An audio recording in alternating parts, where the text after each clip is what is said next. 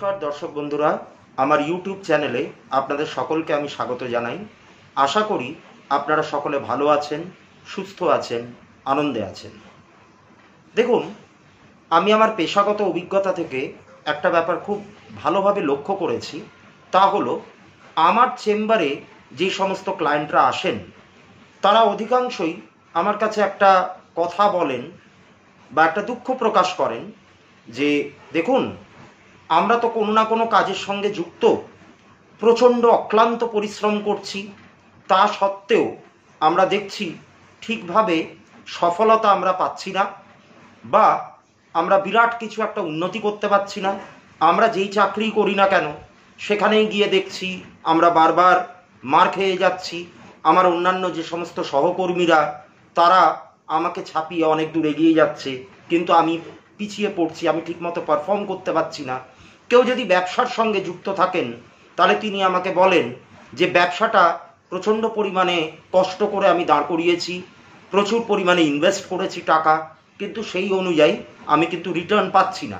কেউ যদি কোনো স্বাধীন পেশার সঙ্গে যুক্ত থাকেন তাহলে তিনি আমাকে বলেন যে দেখুন, পরিশ্রম তো করছি কিন্তু আমার কাজগুলো পাবলিক পর্যন্ত বা জনগণ পর্যন্ত পৌঁছাচ্ছে না, বা আমি ঠিকমতো আমার কাছে ক্লায়েন্ট আসছে না, ইত্যাদি ইত্যাদি। এবার প্রশ্নটা হলো, এমনটা কেন হয়? দেখুন, আমাদের জ্যোতিষশাস্ত্র মতে, জ্যোতিষশাস্ত্র মানে কি? জ্যোতিষশাস্ত্র মানেই সেখানে নবগ্রহ, 27টি নক্ষত্র, 12টা রাশি, এই নিয়েই তো আমাদের জ্যোতিষশাস্ত্র মূলত। এবার এই যে নবগ্রহের ব্যাপারে আমরা পড়েছি, অর্থাৎ রবি, চন্দ্র, মঙ্গল, বুধ, বৃহস্পতি, শুক্র, শনি, রাহু এবং কেতু।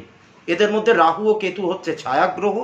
রবি, যদিও বা রবি একটি নক্ষত্র, সে সায়েন্টিফিক্যালি দেখতে গেলে বা লজিক্যালি দেখতে গেলে সে কোনো গ্রহ নয়, তবে আমাদের জ্যোতিষশাস্ত্রে রবিকেও একটা গ্রহ হিসেবে ধরা হয় এবং খুব গুরুত্বপূর্ণ গ্রহ, সেন্ট্রাল প্ল্যানেট হিসেবে ধরা হচ্ছে রবিকে।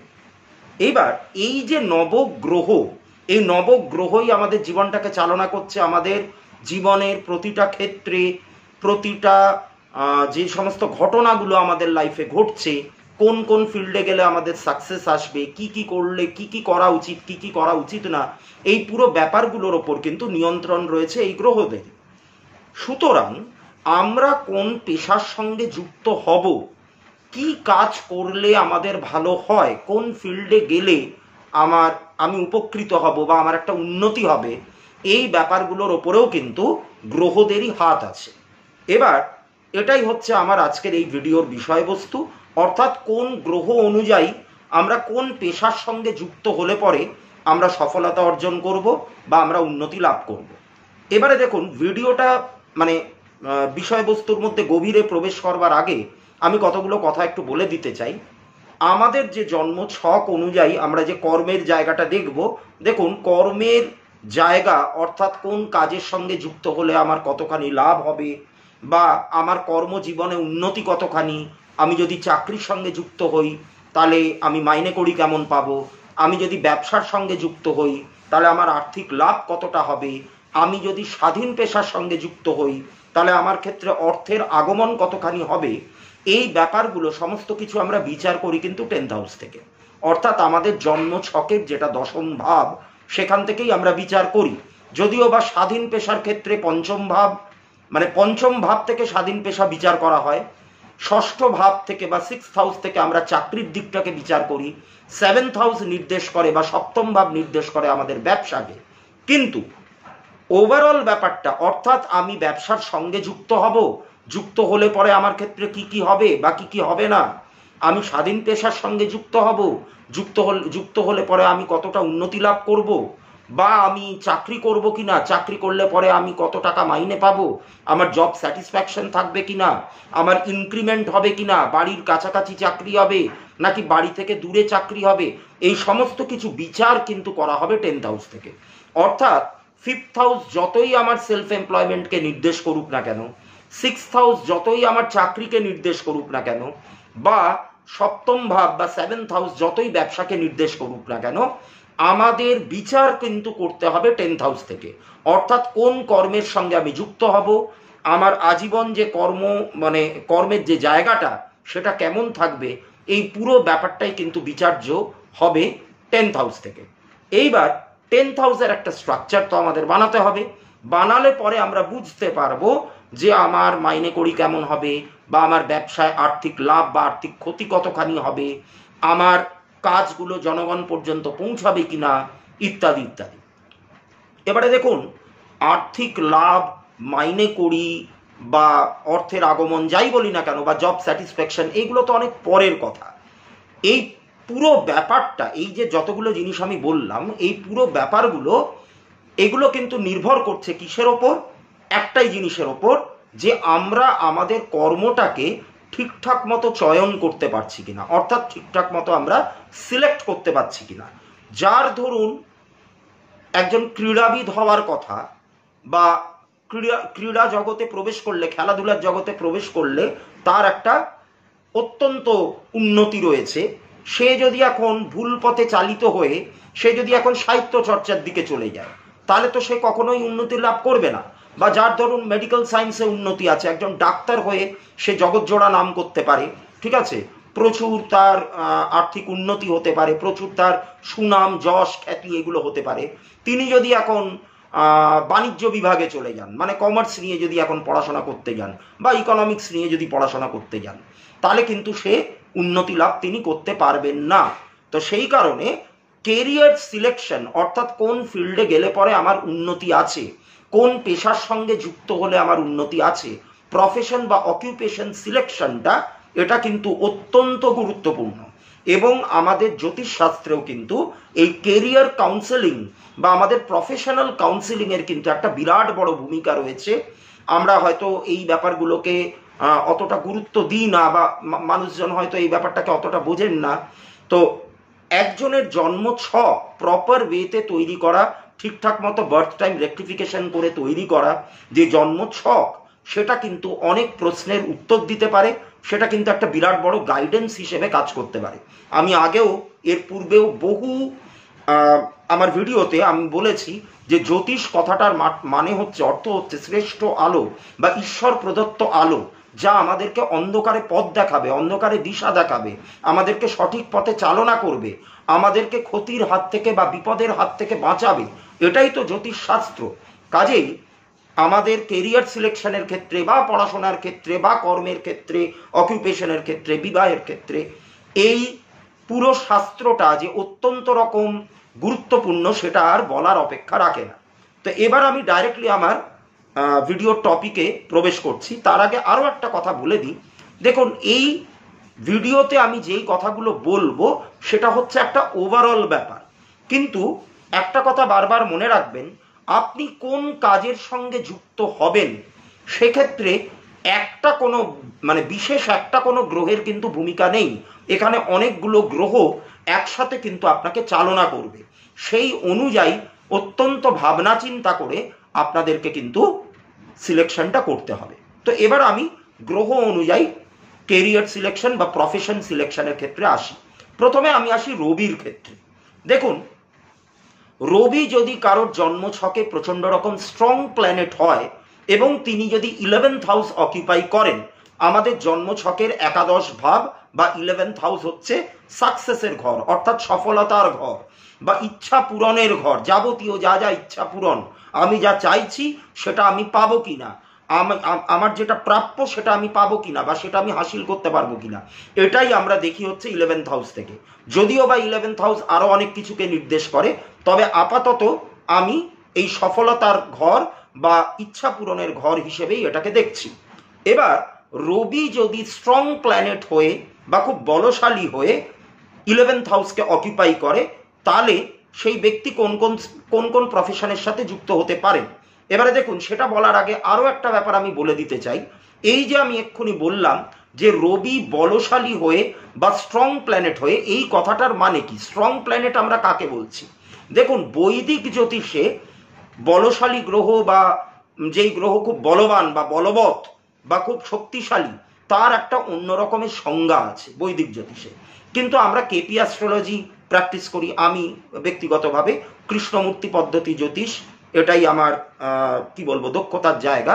তা আমাদের কেপি জ্যোতিষ অনুযায়ী বা কৃষ্ণমূর্তি পদ্ধতি জ্যোতিষ অনুযায়ী বলবান গ্রহ বা স্ট্রং প্ল্যানেটের ডেফিনিশন কিন্তু একটুখানি অন্যরকম। কিরকম? যেই প্ল্যানেটটা তার নিজের নক্ষত্রে থাকবে, অর্থাৎ রবি যদি তার নিজেরই কোনো একটা নক্ষত্রে থাকে, কৃত্তিকা নক্ষত্র হতে পারে, উত্তর ফাল্গুনী নক্ষত্র হতে পারে, উত্তরাষাঢ়া নক্ষত্র হতে পারে, এই তিনটে নক্ষত্রই হচ্ছে রবির নক্ষত্র। তা রবি যদি এখন এই তিনটে নক্ষত্রে বসে থাকে, এই তিনটের মধ্যে যে কোনো একটাতে, তাহলে রবি বলবান। আমাদের কেপি অ্যাস্ট্রোলজিতে এটাই মনে করা হয়। বা রবির যে এই যে তিনটে নক্ষত্র, অর্থাৎ কৃত্তিকা, উত্তর ফাল্গুনী, উত্তরাষাঢ়া, এই যে তিনটে নক্ষত্র, এই তিনটে নক্ষত্রের আন্ডারে বা এই তিনটে নক্ষত্রের অধীনে অন্য কোনো যদি প্ল্যানেট না থাকে, তাহলেও রবিকে কিন্তু স্ট্রং প্ল্যানেট বা বলবান প্ল্যানেট হিসেবে ধরা হয়। তা রবি যদি কারোর চার্টে স্ট্রং প্ল্যানেট হয়ে 11th হাউস অকুপাই করে, বা স্ট্রং প্ল্যানেট হয়তো হলো না, তাও 11th হাউস অকুপাই করলো, তাহলে সেই ব্যক্তি রবি সংক্রান্ত কোনো পেশার সঙ্গে যুক্ত হয়ে তিনি কিন্তু উন্নতি লাভ করতে পারেন। এবার রবি কোন কোন পেশাগুলোকে নির্দেশ করে সেটাও কিন্তু আমাদেরকে একটুখানি জেনে নিতে হবে। কোন কোন পেশা? ধরুন তিনি যদি কোনো চাকরির সঙ্গে যুক্ত হন, তাহলে যে কোনো অ্যাডমিনিস্ট্রেটিভ জব, যে কোনো সরকারি চাকরি, IAS officer, WBCS officer, UPSC পরীক্ষা দিয়ে যে সমস্ত চাকরিগুলো পাওয়া যায়, বা বিভিন্ন রকমের যে কোনো অ্যাডমিনিস্ট্রেটিভ টাইপ অফ জব, বা কোনো লিডারশিপ জব যেখানে একটা দলকে তিনি নেতৃত্ব দিচ্ছেন, বা পলিটিক্স, রাজনীতি, এই ব্যাপারগুলোর সঙ্গে কিন্তু একজন মানুষ যুক্ত হতে পারেন। তিনি যদি ব্যবসার দিকে যান, তাহলে কি মানে কোন জিনিসের ব্যবসা করলে তার সব থেকে বেশি উন্নতি হবে? মূলত ওষুধের ব্যবসা, মানে ফার্মাসিউটিক্যাল প্রোডাক্টস, এবং তার সাথে কাঠের ব্যবসা। এই কাঠের ব্যবসাও কিন্তু রবি নির্দেশ করে। তাহলে এই সমস্ত ব্যবসাতেও কিন্তু তিনি উন্নতি লাভ করতে পারেন।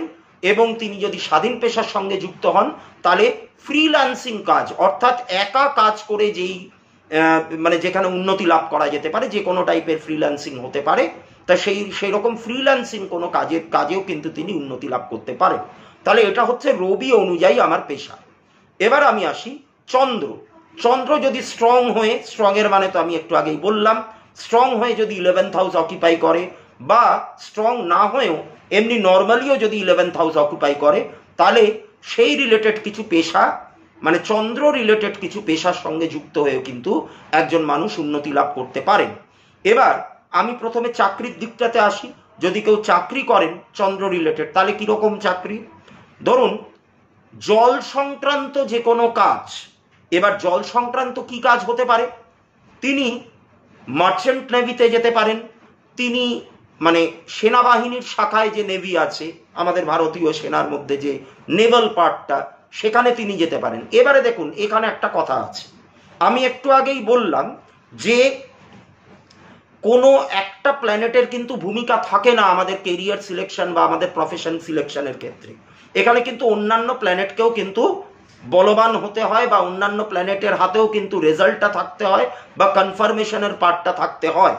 এবার রেজাল্ট পার্ট, কনফার্মেশন পার্ট, এই ব্যাপারগুলো কৃষ্ণমূর্তি পদ্ধতি জ্যোতিষের একদম গভীরের ব্যাপার। তাই আমি এইগুলোকে অহেতুক বলে বুঝিয়ে সময় নষ্ট করতে চাইছি না।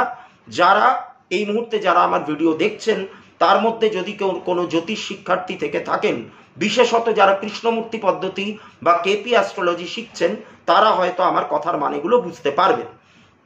মোটামুটি আপনারা এটুকু ধরে নিন যে পেশা চয়নের ক্ষেত্রে কোনো একটা প্ল্যানেটের ভূমিকা নেই, সেখানে আরো ব্যাপার রয়েছে। তো এই যে আমি এক্ষুনি বললাম যে চন্দ্র 11th হাউস অকুপাই করলে পরে একজন ব্যক্তি তিনি নেভিতে আসতে পারেন, নৌসেনাতে আসতে পারেন।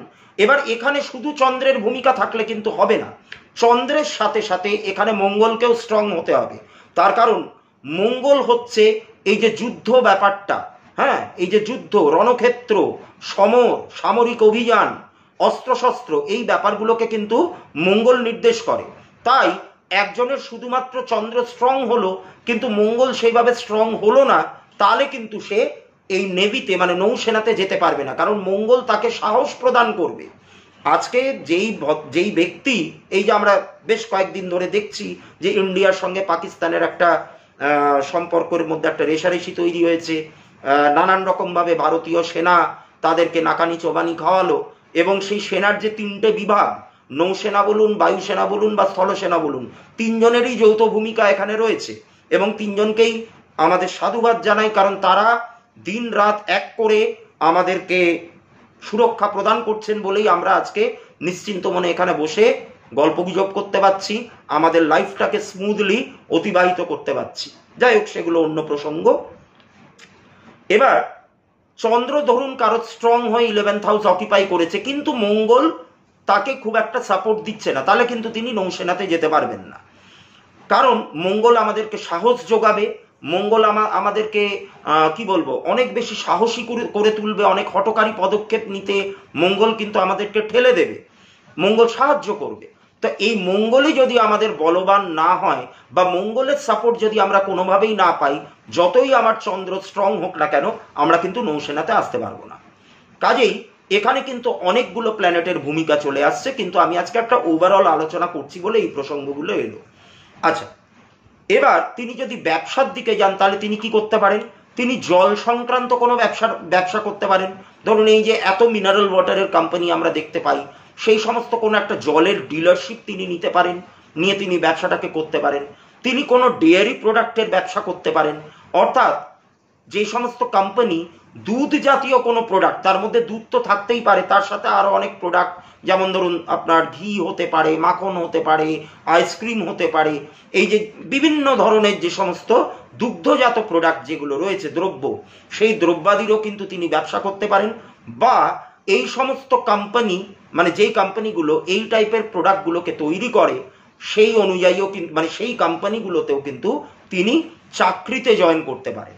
আচ্ছা, আর কি করতে পারেন? তিনি রেস্তোরাঁর ব্যবসা করতে পারেন, যে কোনো সেবামূলক কাজ, অর্থাৎ যেখানে মানুষের একটুখানি সেবা করা হয়, নার্সিং করা হচ্ছে, এরকম টাইপের কাজের সঙ্গেও তিনি কিন্তু যুক্ত হতে পারেন। তাহলে এগুলো হচ্ছে চন্দ্র রিলেটেড ব্যবসা বা পেশা। এবারে আমি আসি মঙ্গলের ক্ষেত্রে। মঙ্গল খুবই গুরুত্বপূর্ণ একটা প্ল্যানেট। কারোর চার্টে মঙ্গল স্ট্রং হয়ে যদি 11th হাউস অকিপাই করে বা এমনিও যদি 11th হাউস অকিপাই করে, তাহলে সেই ব্যক্তি একজন সেনাপ্রধান হতে পারেন, একজন কমান্ডার হতে পারেন, বা তিনি আর্মিতে কাজ করতে পারেন। তিনি যদি ব্যবসার সঙ্গে যুক্ত হন, তাহলে বিল্ডিং মেটেরিয়ালসের ব্যবসা তিনি করতে পারেন, সার্জিক্যাল ইনস্ট্রুমেন্টসের ব্যবসা তিনি করতে পারেন, বা যে কোনো হেভি মেশিনারিজের ব্যবসাও কিন্তু তিনি করতে পারেন। তিনি সিকিউরিটি সিস্টেমের সঙ্গে যুক্ত হতে পারেন। হ্যাঁ, এরকম নানান রকম পেশা মঙ্গল কিন্তু নির্দেশ করে। এবার আমি আসি বুধের ক্ষেত্রে। বুধ যদি কারোর চার্টে প্রচন্ড রকম স্ট্রং প্ল্যানেট হয়, বা বুধ যদি 11th হাউস অকিপাই করে, তাহলে সেই ব্যক্তি বিভিন্ন রকমের কাজের সঙ্গে কিন্তু যুক্ত হতে পারেন। বুধের কাজের যে রেঞ্জটা, সেটা কিন্তু বিরাট, অনেক কাজ কিন্তু এর মধ্যে এসে পড়ছে। যেমন তিনি একজন গণিতজ্ঞ হতে পারেন, তিনি অ্যাকাউন্টস রিলেটেড কোনো কাজ করতে পারেন, তিনি জার্নালিজমের সঙ্গে যুক্ত হতে পারেন, তিনি মিডিয়ার সঙ্গে যুক্ত হতে পারেন, মার্কেটিং বা সেলস রিলেটেড কোনো কাজের সঙ্গে যুক্ত হতে পারেন, তিনি একজন ওয়েব ডিজাইনার হতে পারেন, কম্পিউটার রিলেটেড কোনো কাজ, আইটি ফিল্ডের কোনো কাজ বা কম্পিউটার হার্ডওয়্যারের কোনো ব্যবসা তিনি করতে পারেন, তিনি সাহিত্য চর্চা, লেখালেখি, এই সমস্ত কাজের সঙ্গে যুক্ত হতে পারেন। এবং সব থেকে বড় কথা, এই যে কমিউনিকেশন ব্যাপারটা, কথা বলা, এই কমিউনিকেটিভ যে কাজগুলো, তার উপরেও কিন্তু বুধের একটা ভূমিকা থাকে। বুধ হচ্ছে কমিউনিকেশন বা বাক্যের কারগ্রহ। আমরা যে কথাগুলো বলছি, এই যে এই কথা বলার ব্যাপারটা, এই যে কমিউনিকেশনের যে ব্যাপারটা, এই ব্যাপারটার উপরে কিন্তু বুধের একটা বিরাট বড় প্রভাব বা ভূমিকা রয়েছে। তাই বুধ স্ট্রং হলে পরে এই টাইপের কাজকর্মের সঙ্গেও কিন্তু একজন ব্যক্তি যুক্ত হতে পারে। এবার আমি আসি বৃহস্পতির ক্ষেত্রে। বৃহস্পতি যদি কারোর চার্টে প্রচন্ড স্ট্রং প্ল্যানেট হয়ে 11th হাউস অকিপাই করে, বা এমনিও যদি 11th হাউসে তিনি থাকেন অকিপাই করে, তাহলে আমাদের দেখতে হবে যে বৃহস্পতির কাজ কি কি। বৃহস্পতি মূলত যেই কাজটাকে নির্দেশ করেন, সেটা হচ্ছে শিক্ষাগত কোনো কাজ, শিক্ষা রিলেটেড কোনো কাজ, যেটা অবশ্য বুধও করে। আমি বুধের পয়েন্টটাতে এই ব্যাপারটা একটু মিস করে গেছি। বুধ কারো স্ট্রং থাকলে কিন্তু তিনি কিন্তু শিক্ষকতার সঙ্গেও যুক্ত হতে পারেন। সেম কেস উইথ বৃহস্পতি বা জুপিটার। জুপিটার স্ট্রং হলে পরে কোনো শিক্ষা প্রতিষ্ঠানে একজন ব্যক্তি কাজ করতে পারেন, তিনি একজন কলেজের প্রফেসর হতে পারেন, বা ইউনিভার্সিটির প্রফেসর হতে পারেন, স্কুলের টিচার হতে পারেন, বা তিনি যদি স্বাধীন পেশার সঙ্গে যুক্ত হন বা ফ্রিল্যান্সিং কোনো কাজ করেন, তাহলে কিন্তু তিনি টিউশনসের কাজের সঙ্গেও যুক্ত হতে পারে, সেটা অনলাইন হতে পারে, অফলাইন হতে পারে। এবার অনলাইন হলে পরে সেখানে আবার রাহুকে আসতে হবে। আমি একটু আগেই বলেছি যে কোনো একটা প্ল্যানেট একজন মানুষের পেশাকে নির্দেশ করতে পারবে না বা সেটাকে প্রভাবিত করতে পারবে না, সেখানে একাধিক প্ল্যানেটের যৌথভাবে ভূমিকা থাকবে। তাই কেউ যদি এখন অনলাইন টিউশনসের দিকে যেতে চায় বা বিদেশের সঙ্গে কানেক্ট করে বিদেশি ছাত্রছাত্রীদেরকে যদি কেউ পড়াতে চায়, এরকম আমরা শুনতে পাই বিভিন্ন অনলাইন, হ্যাঁ, ফরেন রিলেটেড কিছু পড়ানোর ব্যাপার আছে, অনলাইন টিউশনসের ব্যাপার আছে, তো সেক্ষেত্রে কিন্তু রাহুকে প্রচন্ড রকম স্ট্রং হতে হবে। আচ্ছা, বৃহস্পতির আর কি কাজ হতে পারে? সেই ব্যক্তি আইন সংক্রান্ত কোনো কাজের সঙ্গে যুক্ত হতে পারেন, তিনি একজন অ্যাডভোকেট হতে পারেন, তিনি একজন বিচারক হতে পারেন, তিনি কোনো ধর্মীয় কাজকর্মের সঙ্গে যুক্ত হতে পারেন, অর্থাৎ ধর্ম রিলেটেড থিওলজিক্যাল কোনো কাজ, তিনি একজন স্পিরিচুয়াল লিডার হতে পারেন, ধর্মীয় কোনো গুরু হতে পারেন, তিনি পৌরোহিত্যের সঙ্গে যুক্ত হতে পারেন, তিনি অ্যাস্ট্রোলজির সঙ্গে যুক্ত হতে পারেন, আধ্যাত্মিক কোনো কাজের সঙ্গেও তিনি কিন্তু যুক্ত হতে পারেন। এছাড়া মুদির দোকানের ব্যবসা তিনি করতে পারেন, গ্রসারি পুরো ব্যাপারটার ওপর জুপিটারের ভূমিকা আছে। আর কি আছে? স্বর্ণকার হতে পারেন, তিনি সোনার ব্যবসায়ী হতে পারেন, এবং তিনি কিন্তু শাকসবজির ব্যবসাও করতে পারেন। শাক নয়, শুধু সবজি, শাকের ওপর আবার শনির ভূমিকা থাকে, তা সবজির ব্যবসাও তিনি কিন্তু, সবজি ফলমূল এগুলোর ব্যবসাও কিন্তু জুপিটারের আয়তার মধ্যে পড়ে। এরপরে আমি আসি শুক্রের ক্ষেত্রে। শুক্র এটাও খুব গুরুত্বপূর্ণ একটা প্ল্যানেট। ইনি যদি স্ট্রং হয়ে 11th হাউস অকুপাই করেন বা এমনিও যদি করেন, তাহলে সেই ব্যক্তি কোন কোন পেশার সঙ্গে যুক্ত হতে পারেন? তিনি যে কোনো ম্যানেজমেন্ট রিলেটেড কাজের সঙ্গে যুক্ত হতে পারেন, তিনি হিউম্যান রিসোর্সের কাজের সঙ্গে যুক্ত হতে পারেন, মার্কেটিং বা সেলসের সঙ্গে যুক্ত হতে পারেন, তিনি একজন খুব ভালো বিউটিশিয়ান হতে পারেন, মেকআপ আর্টিস্ট হতে পারেন, বা যে সমস্ত কসমেটিক্স রিলেটেড যে দ্রব্যগুলো, এই দ্রব্যের ব্যবসা তিনি করতে পারেন, তিনি মিষ্টির ব্যবসা করতে পারেন, তিনি খুব সুন্দর একজন ফটোগ্রাফার হতে পারেন, বিভিন্ন রকমের পারফর্মিং আর্টস, যেমন ধরুন নাচ, গান, আবৃত্তি, অভিনয়, এই সমস্ত ব্যাপারেও কিন্তু একজন মানুষের দক্ষতা থাকতে পারে যদি কারোর শুক্র বলবান হয়। এছাড়া তিনি চশমার ব্যবসাও করতে পারেন এবং ফটোগ্রাফি এই ব্যাপারটাতেও তার কিন্তু খুব দক্ষতা থাকতে পারে। এবার আমি আসি শনির ক্ষেত্রে। শনি হচ্ছে কর্মেরই কারক গ্রহ, কিন্তু শনি নিজেও কিছু কিছু পেশাকে নির্দেশ করেন, সেই ব্যাপারগুলোকে আমাদেরকে আগে একটু জানতে হবে। শনি স্ট্রং হয়ে 11th হাউস অকুপাই করলে বা এমনিও যদি 11th হাউস অকুপাই করেন, তাহলে একজন ব্যক্তি কি কি পেশার সঙ্গে যুক্ত হতে পারেন? তিনি লোহার ব্যবসা করতে পারেন, তিনি কারখানায় কাজ করতে পারেন, তিনি একজন শ্রমজীবী হতে পারেন, তিনি বিল্ডিং মেটেরিয়ালসের ব্যবসা করতে পারেন, তিনি মঙ্গলের মতো তিনিও কিন্তু এই সার্জিক্যাল ইনস্ট্রুমেন্টসের ব্যবসা করতে পারেন। এরকম নানান রকম কাজের সঙ্গে তিনি কিন্তু যুক্ত হতে পারেন। এবার আমি আসি রাহুর ক্ষেত্রে। রাহু যদি স্ট্রং প্ল্যানেট হয়ে 11th হাউসকে অকুপাই করে বা এমনিও যদি করে, তাহলে সেই ব্যক্তি ফরেন রিলেটেড কোনো কাজের সঙ্গে যুক্ত হতে পারেন, জেল সংক্রান্ত কোনো কাজের সঙ্গে তিনি যুক্ত হতে পারেন, তিনি এক্সপোর্ট ইম্পোর্ট করে এরকম কোনো একটা কোম্পানি, এরকম টাইপের কোম্পানির সঙ্গে যুক্ত হতে পারেন, টায়ার মানে চাকার ব্যবসা, টায়ারের ব্যবসা করতে পারেন, বা টায়ার ম্যানুফ্যাকচার করে এরকম কোনো একটা কোম্পানিতে তিনি কাজ করতে পারেন। এগুলো হচ্ছে রাহু রিলেটেড ব্যবসা বা পেশা। এবার আমি আসি কেতুর ক্ষেত্রে। কেতু যদি স্ট্রং প্ল্যানেট হয়ে 11th হাউস অকুপাই করে বা এমনিও যদি 11th হাউস অকুপাই করে, তাহলে একজন ব্যক্তি ইন্টেলিজেন্স ডিপার্টমেন্টে কাজ করতে পারেন, তিনি খুব বড় মাপের একজন সিবিআই বা সিআইডি অফিসার বা রয়ের এজেন্ট হতে পারেন। মানে ইন্টেলিজেন্স ডিপার্টমেন্ট যেখানে পুরোটাই অনুমান ভিত্তিক এবং বুদ্ধির খেলা, সেখানেই কিন্তু কেতু তাকে সাকসেস দিতে পারে। এছাড়া আর কি হতে পারে? তিনি আধ্যাত্মিক ফিল্ডে যেতে পারেন। এবারে দেখুন কন্ট্রাস্টটা বুঝুন, মানে ব্যাপারগুলো কিরকম কন্ট্রোভার্সিয়াল হয়ে যাচ্ছে বা একটু বিপরীত ধর্মী হয়ে যাচ্ছে। একবার আমি বলছি ইন্টেলিজেন্স ডিপার্টমেন্টে একজন রয়ের এজেন্ট বা একজন সিবিআই এজেন্ট, আবার পর মুহূর্তে আমি বলছি যে একজন আধ্যাত্মিক বা একজন স্পিরিচুয়াল লিডার বা স্পিরিচুয়াল গুরু বা যোগা স্পেশালিস্ট একজন হতে পারেন। তার মানে অনেক প্ল্যানেটের এখানে কিন্তু ভূমিকা চলে আসছে, শুধুমাত্র কেতুকে স্ট্রং হলে হবে না, তাই অন্যান্য প্ল্যানেটকেও আমাদের দেখতে হবে।